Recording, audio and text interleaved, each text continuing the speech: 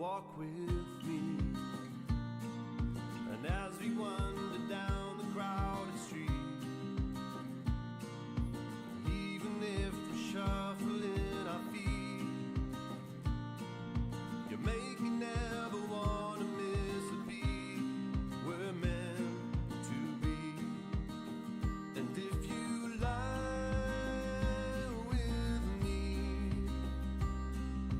under the sycamore tree, whether we're high or low, there's nowhere else I wanna go.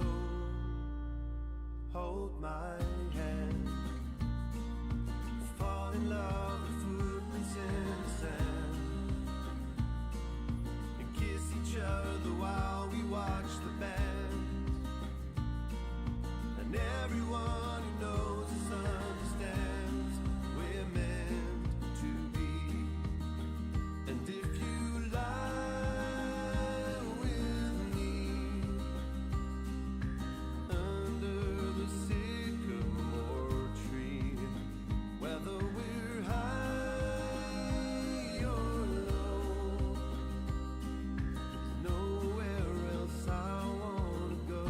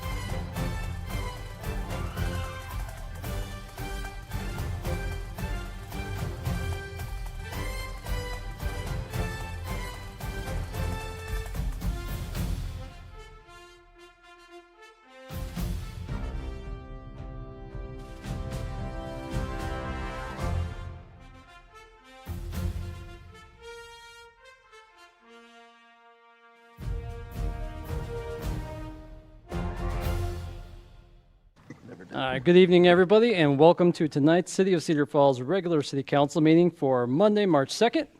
I will now call this meeting to order. Madam Clerk, roll call, please. Schultz. Here. Latta. Nagel. Here. Hallbaker. Here. Fairbanks. Here. Chrisman. Here. Dunn. Here. Councilmember Latta absent. Thank you, Madam Clerk. And then if everyone's willing and able, could you please stand for the Pledge of Allegiance? I pledge allegiance to the flag of the United States of America and to the republic for which it stands, one nation, under God, indivisible, with liberty and justice for all. All right, thank you, everyone. I'll look for a motion to approve the regular meeting minutes of February 16th. So moved. Second. Motion seconded. Any discussion from council? Seeing none, any from the public? Also seeing none, all those in favor? Aye. And all opposed? That motion carries. Madam Clerk, any agenda revisions? Yes, item 20 has a Scrivener's error on the memo. The amount should be $28,827.64 instead of $25,944.76. Perfect. Thank you. And that takes us to public forum, where speakers will have one opportunity to speak for up to 5 minutes on topics relevant to city business. If there's an item on the agenda later on that you want to speak on, we can hold the comments at that time for that item. But otherwise, anything else of business at this time?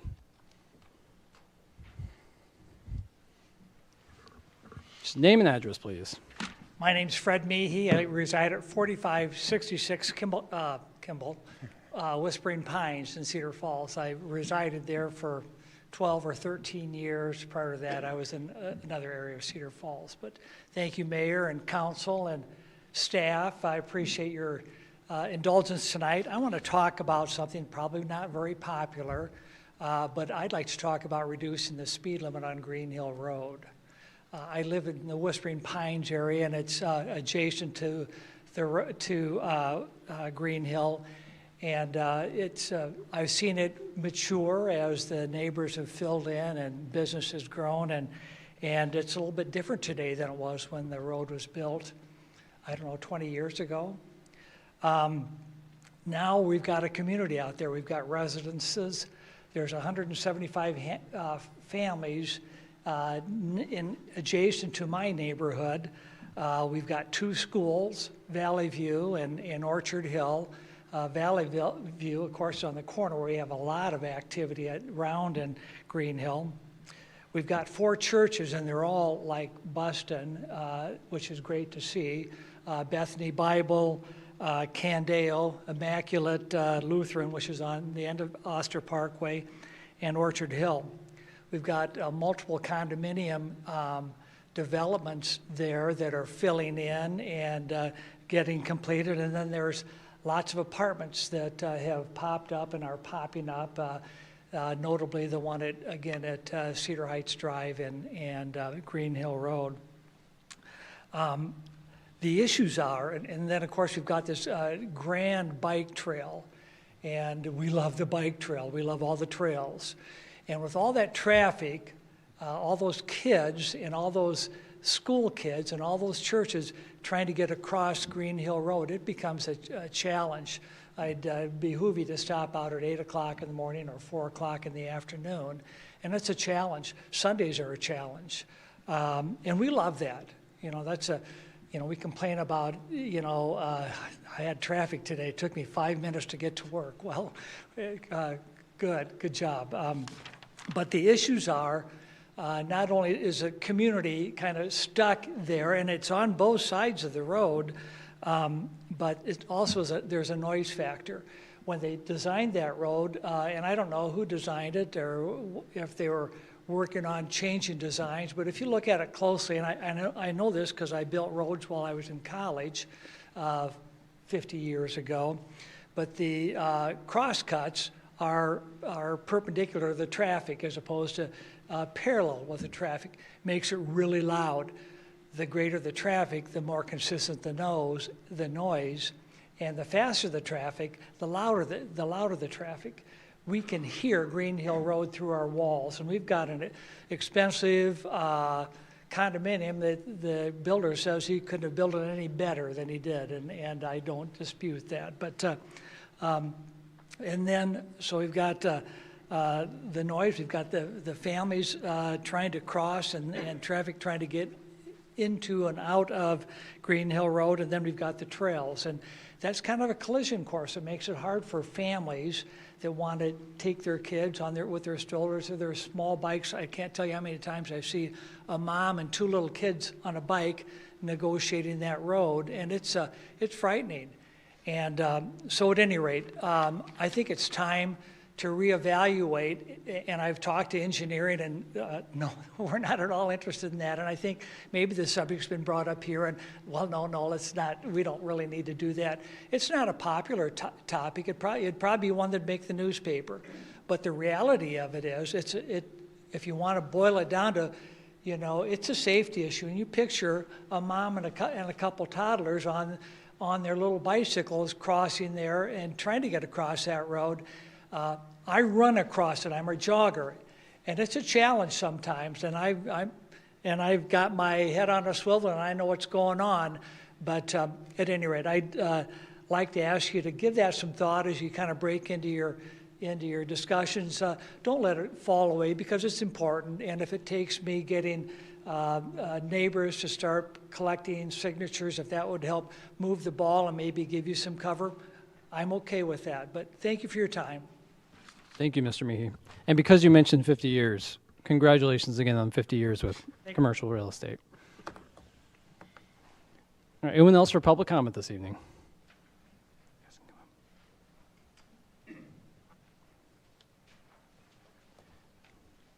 Just name and affiliation, please. Yes. Tim Combs with Americans for Independent Living, AFIL for short. So we just wanted to come in and present ourselves to the council and to you, Mayor, which I know you've been in our building a few times, that we've had some things going on, but maybe some of the others haven't and know about what we do and who we are. And this is an organization that I founded in 2015 to start off with, to do things for veterans, which was to do home mod work for veterans coming back home now from service with more disabilities than many years ago that used to. And my deal is, personally, I'm a contractor by trade, done all kinds of stuff that direction. I'm not a veteran, never did serve, so for me to step up and do this, everybody tells me that's quite a deal, but it's not for me. The good Lord sent me the message to do what I'm doing, and when we got it going, it just took off on its own, and the doors opened when it needs to. And things have happened the way it should have, just because I think He keeps leading the way, and I just keep guiding and working at that direction. But with that, we started, like I say, with the home mod work. But once I started learning about what veterans are all about, working with the VA office in Black Hawk County, at that time, the director there started telling me more about what goes on and what's needed in the community, and one of the biggest things came up right off the bat was homeless housing. And there is a shortage of housing in the area. Everybody knows that and aware of it, especially for specific groups, and that's veterans is one of them. And so we did some news presentations at the end of 2015, got lucky enough, and relation of Mr. Meehy, we got a house donated from an individual that owned that property on East 9th in Waterloo. And we rehabbed that home and made it our first transitional house for veterans. So that way we could help get the homeless veterans off the street and give them a hand up, start working with them to get back on their feet, get into their own apartment, and come back in being an upstanding citizen of the community and everything with that. So with that ended up going pretty well. That house would hold 3 individuals. So right off the bat, then I ended up buying the house right next door to it and give us another opportunity to add 4 more bedrooms to that. So now we can help 7 individuals get back on their feet and work with homeless vets that way. So that's worked out great over the 10 years now that we've been in operation. We're now going on our 11th year. But with that, we ended up doing some other things. Once we started working with the homeless veterans, we found out that the organizations that get funding sources to pay for rent for those veterans do not supply any kind of furniture and goods for those individuals. When they walk into a door, they're walking in with their backpack into an empty apartment or empty house, because I think it was 2017, they changed the status of how to house a veteran that's homeless. And that's not in a transitional home, it's in rapid rehousing, they call it. So that's immediately put them into a house or an apartment. And then when they do that, they just put them in, pay their rent, give them a bed in a few weeks down the road, and there they sit until they can come up with all the things that they need. So we started collecting the furniture from the community, and we started giving that back to the veteran for free. And that's been one of our largest program we have going right now today. We have about 10,000 square foot of used furniture in our building at the old Slumberland building on University Avenue is where we're located now. So that goes out. It turns on a regular basis. Twice a week we go out, pick up furniture from the community and deliver at the same time to veterans that are in need of things that in the community that need something that broke and they can't afford to buy it. Because it's really amazing how many low-income veterans that we do work with in the community and what we have. And most of them, quite a few of them, I'd say live on less than $1,500 a month. That's paying their rent and their car and everything else that goes on. So these goods are great. We want that from the community. So to let you know that if you got things like that or know of anybody that has things, to look for us, hopefully to donate those to. And always call or come in and tell us what it is you're looking for to donate, and we'll tell you whether or not it'll work for sure. But there are some stipulations on a few of the items. But yeah, with that, the housing, now we've started acquiring houses. The other thing is charitable giving of real estate. If anybody be interested in any of that. We do get some houses. We just got another one in Waterloo here in December. The family donated to us. They've had for 30 years sitting vacant. And we're fixing that up right now to house a veteran, whether they were homeless and now ready to move on to their own, or a veteran that's in a bad neighborhood and needs to get out of that and into a safer location, and hopefully away from drugs and alcohol and everything else, so we can start working with them. And we do that on a regular basis. We have 2 other houses right now with veterans in them, so we'll be looking at our 3rd one. And then we're looking and working with, just met with the city of Waterloo on housing stuff, so we'll come back in and beat on your door a little bit, Mayor, and see what we can do in Cedar Falls, hopefully, down the road here to help gain that home access, so, for veterans.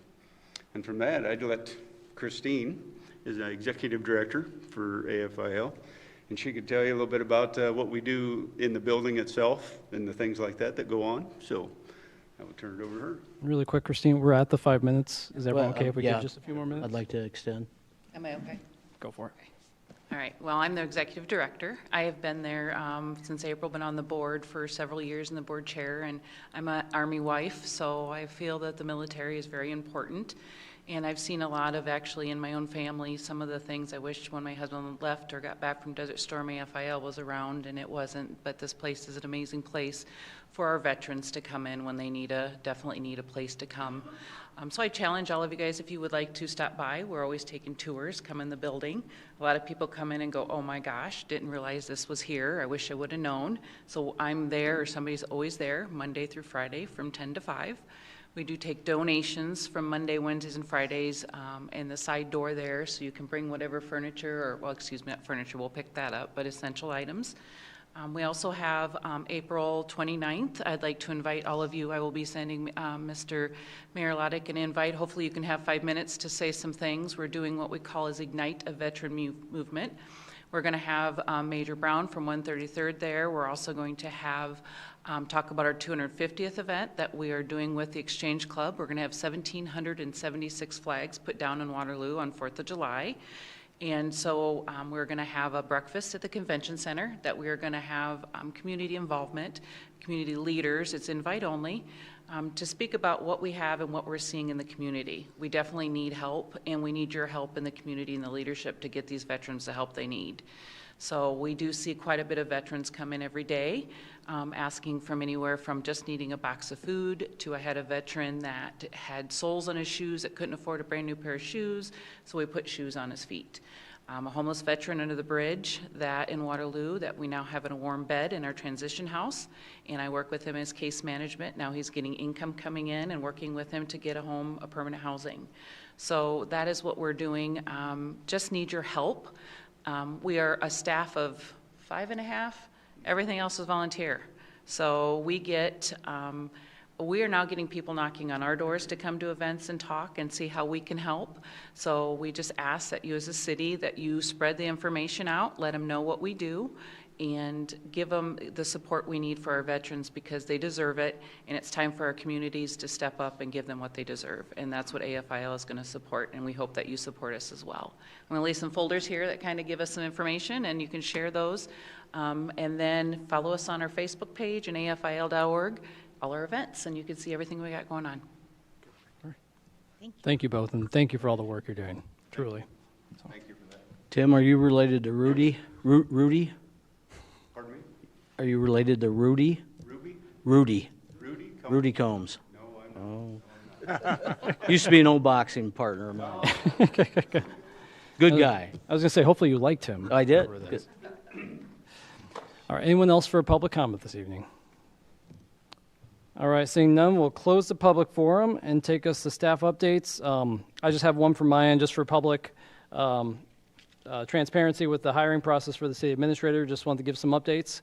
So we've closed the application process, and the consultant is going through all of them, and they'll be sending us their recommendations here on March 10th to have a council review, and then at the March 16th meeting, we'll be going into executive session to look at taking that down to a smaller list of potentially 5 then finalists who we would invite to come to the community for a 2-day interview session, including some public forum time for a chance the public to come and meet those candidates, time with staff, and then a full day of interviews with council, one-on-one as a group, and all those things. So those dates, again, the March 16th council meeting would be when we'll be kind of considering that at council, and then it'd be March 26th and 27th.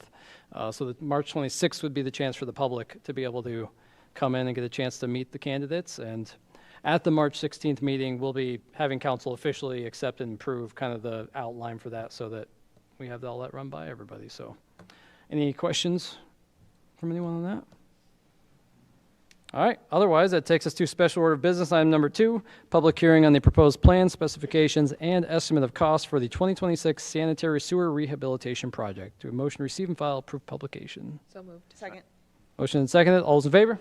Aye. All opposed? Motion carries. Madam Clerk, any written communications? I have no written communications, Mr. Mayor. Thank you. And then for staff comments, we've got Tyler Griffin. Thank you, Tyler. Thank you, Mayor. Tonight's public hearing is on the 2026 sanitary sewer rehabilitation project. This project consists of installing a cured-in-place liner in 6,600 feet of existing 6, 8, and 15-inch sanitary sewer mains, followed by the reinstallation of 150 service connections.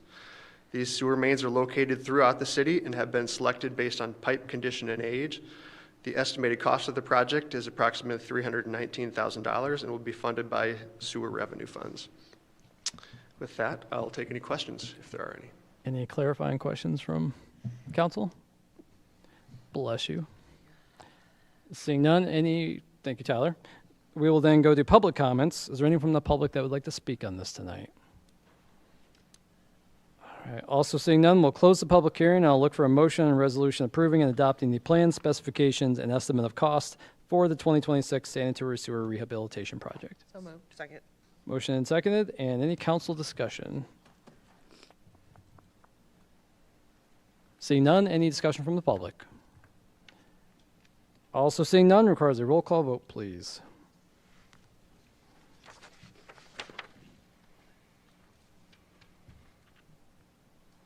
All members voting aye, Mr. Mayor. Thank you, Madam Clerk. That motion carries. Takes us to old business item number 3. Look for motion to pass ordinance number 3140, amending Chapter 5, alcoholic and malt beverages of the Code of Ordinances relative to possession or consumption in public space, public intoxication upon its second consideration. Motion to approve. So moved. Second. Motion and seconded. Any discussion from council? All right, seeing none, any from the public?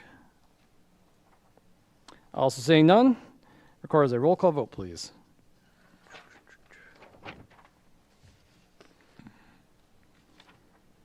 All members voting aye, Mr. Mayor. Thank you, Madam Clerk. The motion carries. Takes us to the consent calendar. The following items will be acted upon by a voice vote on a single motion without separate discussion unless someone from the council or public requests so. Are there any requests from council? All right, seeing none, any from the public? Also seeing none, look for a motion to approve items 4 through 7 of the consent calendar. Second. Motion seconded, and all those in favor? Aye. All opposed?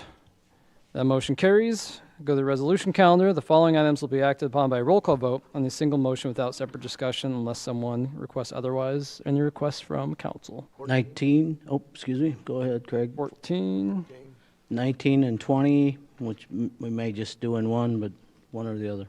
yep. 19 and 20, any others? All right, seeing none, I'll look for a motion to approve, or excuse me, any from the public? All right, now I'll look for a motion to approve items 8 through 27 of the resolution calendar, excluding items 14, 19, and 20. So moved. Second. Motion and seconded, and requires a roll call vote, please.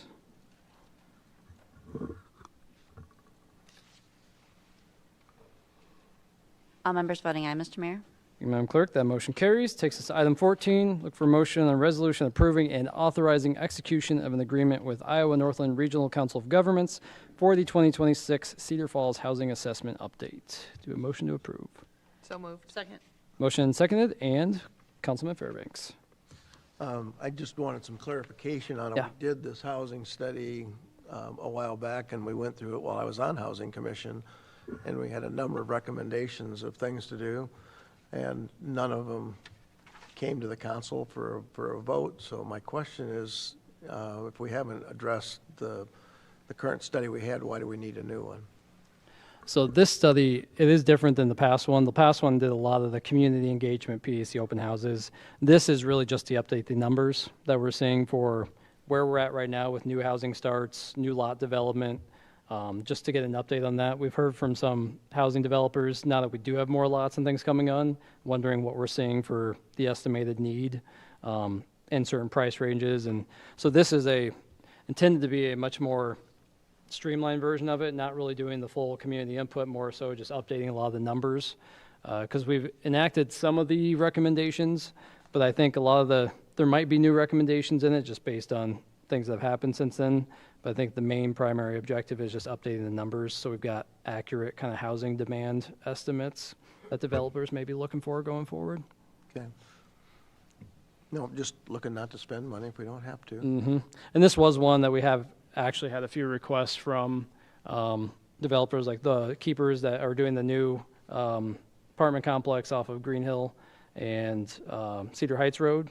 Mm-hmm. Over there, they're kind of looking at future projects and what they're kind of allocating, and they did wonder if we had an updated one. Just they liked the numbers in the last one for looking at demand, and they just wondered with all the housing development that's happened in the last 2 years since it, if it's changed the estimated projections and where we're seeing housing demand at. Okay, thanks. Mm-hmm.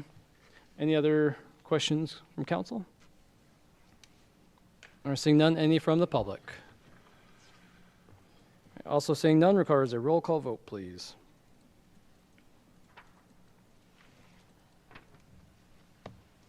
All members voting aye, Mr. Mayor. Thank you, Madam Clerk. That motion carries. Item 19, resolution approving and authorizing execution of an agreement with Ackerson Masonry relative to masonry work at Big Woods Campground Restroom Shower House project. We'll just take them separately, Gil. Okay. For the sake of. So they'll look for a motion to approve item 19. So moved. Second. Motion approved, and Councilor Schultz. Good evening, Mr. Heath. Would you mind coming up and giving us a review of what we've got accomplished so far, what this project's going to be, and the outlook for the summer? Sure. Thank you. So the first item, item 19, has to do with the restroom block work, the masonry work.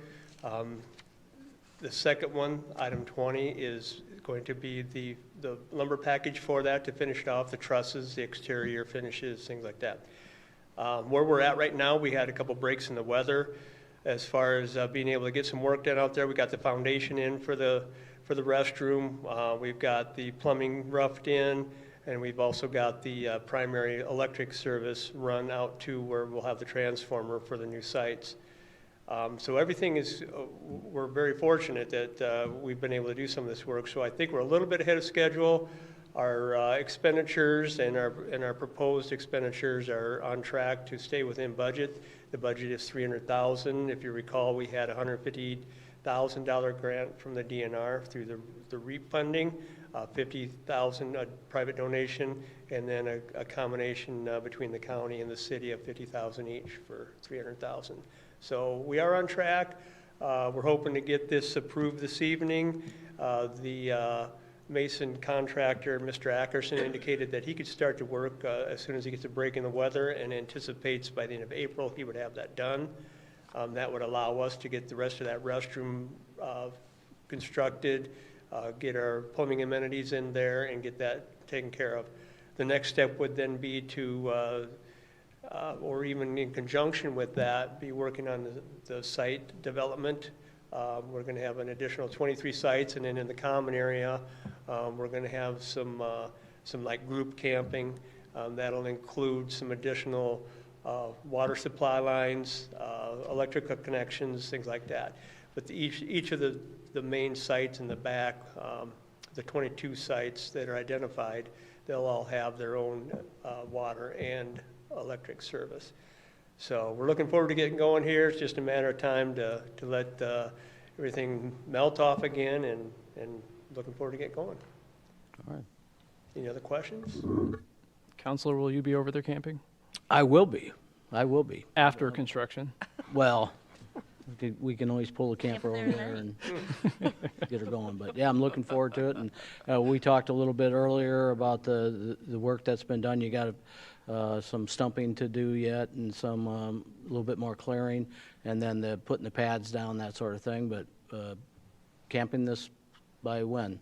Well, that'll depend on if we can get the grass to grow. I mean, how quickly we can get some turf. We don't want to get this all done and then have nothing but mud to walk around in. So that's something that's a little worrisome. We're hoping to have the majority of this accomplished by August at the latest.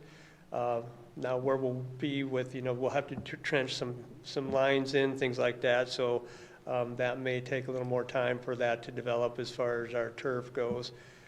We've got some tree planting that we plan on doing,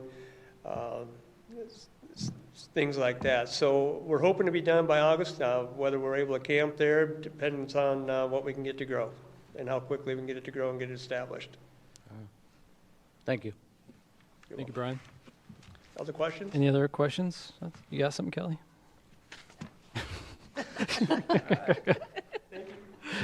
All right, any other conversation from council? All right, any from the public? All right, seeing none, requires a roll call vote, please.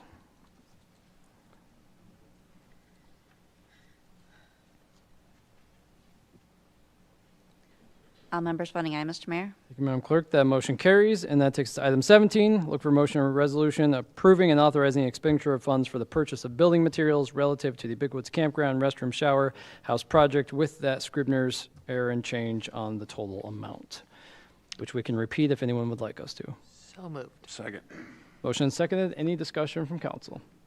So this is copper water lines to a galvanized outlet. Is that right, Brian? I was going to leave that one lay, but Can't. well played. Yeah. We're using HDPE. Mr. Fairbanks? Over 100 feet, right? It's probably over 100 feet. 100 feet. All right, any other conversation from council? All right, seeing none, any from the public? Also seeing none, requires a roll call vote, please.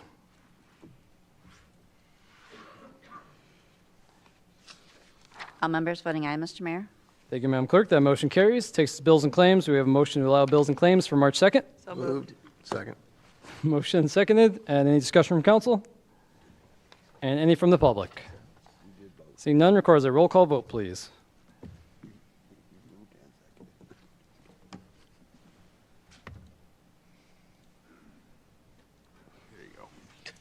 All members voting aye, Mr. Mayor. Thank you, Madam Clerk. That motion carries. Any council updates or announcements? All right, seeing none. Any council referrals? Any pressing? Did not have any written. Also seeing none, I'll look for a motion to adjourn. So moved. Second. Motion and seconded. All those in favor? Aye. All opposed? That motion carries. We are adjourned. Thank you, everyone.